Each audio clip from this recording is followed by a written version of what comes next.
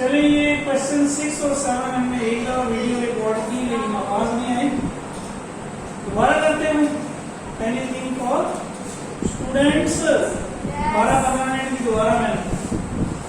तो ये क्वेश्चन में समझाया था कि जब भी आपको इस तरह की वर्डिंग दी जाए कि ग्रेटेस्ट नंबर निकाले जो डिवाइड करता हो या लार्जेस्ट कोई चीज निकालें दो नंबरों में से, तो ये एक तरह का इशारा होता है कि HCF निकालना। HCF के दो नाम थे, हाईएस्ट कॉमन फैक्टर और greatest common divisor. Question number 4 का जो पार्ट नंबर 1 हमने सॉल्व किया वो था कि 36 और 84 का आप क्या निकाले, HCF निकाले। तो वो 36 और 84 का जो HCF आया था वो आया था 12। ये 12 इस बात को शो करता है कि ये 36 भी इससे कंप्लीटली डिवाइड हो जाएगा, रिमाइंडर नहीं बचेगा। 84 भी इससे डिवाइड हो जाएगा क्योंकि 12 के टेबल में आ रहे हैं, 12 3 are 36, 12 7 are 84।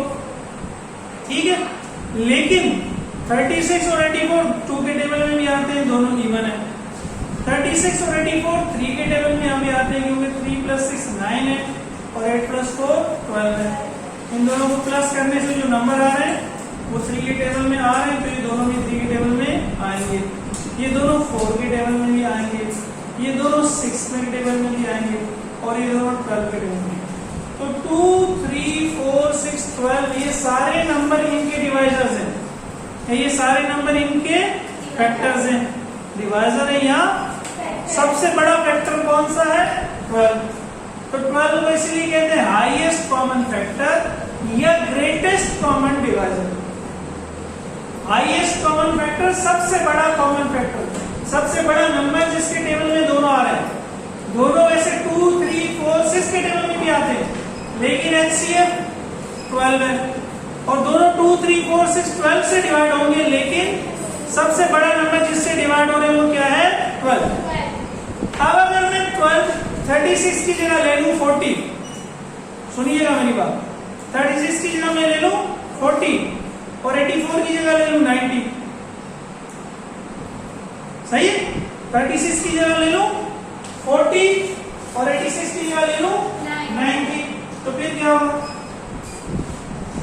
36 की जगह मैंने ले लिया 40 और 86 की जगह मैंने लिया 90। अब जब मैं इनको 12 से डिवाइड कर रहा हूं तो यहाँ मेरे पास 4 रिमाइंडर बचेगा और यहाँ मेरे पास 6 रिमाइंडर बचेगा, सही है।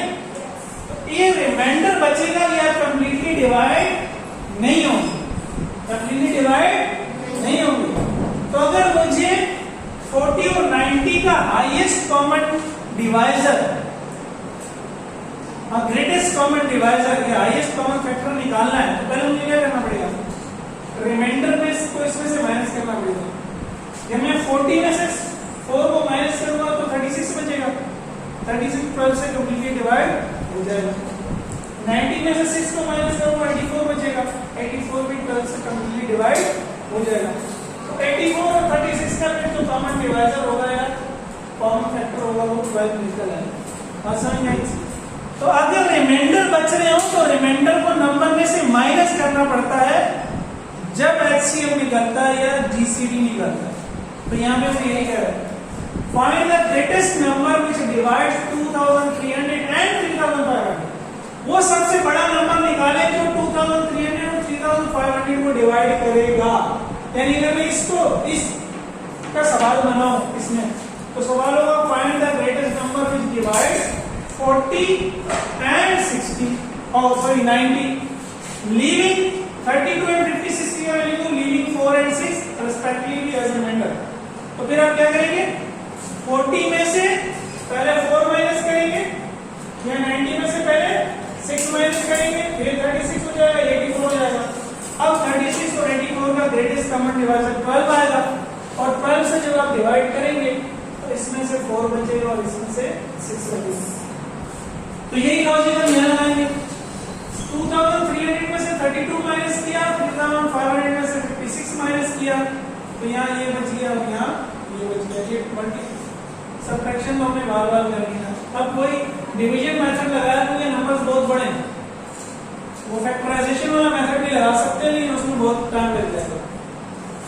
तो टेबल 1 तक पढ़ा, ये इसमें से माइनस किया, ये इसको अंदर ले गए, फिर 1 तक टेबल पढ़ा, ये बच गया, फिर ये इधर आ गया, इसका टेबल फिर 1 तक गया, 84 बचा, और 1092 है, तो ये 3 नंबर ले लिए, तो 84 1 are 84, 9 minus 4 5, 10 minus 8 2, 2 आ गया, 84 3 are 252।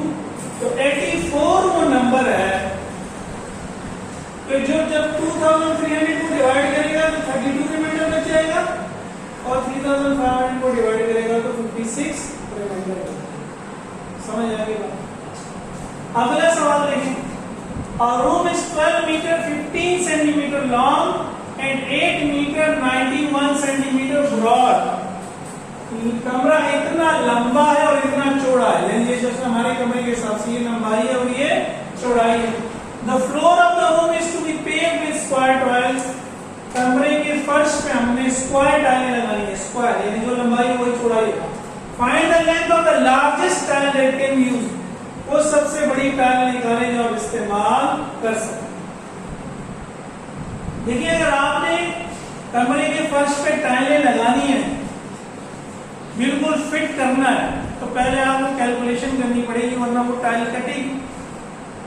टाइल कटेगी तो भी पैसा जाया होगा, और टाइल काटने में मजदूर टाइम लगाएगा, उसमें भी पैसा जाया होगा।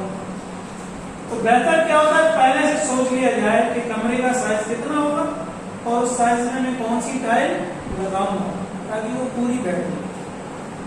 अब जो हमें क्वेश्चन दिया हुआ ये लंबाई है और ये चौड़ाई है। देखिए सबसे पहले हमको यूनिट सेम करनी होती है। ये भी मीटर है और ये सेंटीमीटर है। 1 मीटर में 100 सेंटीमीटर होता है, तो 1200 मीटर में 1200 सेंटीमीटर और 15 सेंटीमीटर और, तो दोनों को प्लस कर लिया, 1250 मीटर। 8 मीटर में 800 सेंटीमीटर प्लस 91 सेंटीमीटर, तो 891। अब ये लेंथ है, ये विड्थ है। एचसीएफ मैंने निकाला डिवीजन मेथड से। 1200 है और 800 है, तो 1 टाइम्स दिया, 324 बचा, 891 अंदर है, 2 टाइम्स दिया, तो 2 4s are 8, 2 2s are 4, 2 3s are 6, minus किया 243 बचा, इसको अंदर रख लिया, फिर 1 टाइम्स दिया, 81 बचा, फिर 3 टाइम्स दिया, 243। अब देखिए 81 सेंटीमीटर हमारा एचसीएफ आया, लेकिन ये दोनों नंबर 3 से भी डिवाइड होते हैं, ये दोनों नंबर 9 से भी डिवाइड होते हैं, ये दोनों नंबर 27 से भी डिवाइड होते हैं, और ये दोनों नंबर 81 सबसे बड़ा नंबर है जिससे ये दोनों डिवाइड हो रहे हैं, तो इनका ग्रेटेस्ट कॉमन डिवाइडर है, ये इनका हाईएस्ट कॉमन फैक्टर है। तो अगर आप अपने कमरे में 3-3 सेंटीमीटर वाली टाइलें लगाएं, यानी 3 सेंटीमीटर यूं भी हो, 3 सेंटीमीटर स्क्वायर, इसी को कहते हैं, इसकी साइडें बराबर, या 9-9 वाली लगाएं, या 27-27 वाली लगाएं, या 81-81 वाली लगाएं, तो वो आपके कमरे में पूरी बैठ जाएगी, लेकिन ना कोई टाइल काटनी पड़ेगी। सही, कोई टाइल काटनी। अगर आप इन साइजेस के अलावा कोई साइज लेंगे तो काटनी पड़ेगी। और सबसे बड़ी 81 सबसे बड़ी भी लेना अकलमंदी है, ताकि कम लगेगा। बड़ी लेंगे तो कम लगेगी, जितनी छोटी करेंगे उतनी ज्यादा लगेगी। समझ में आ गया? क्वेश्चन नंबर 8 करो।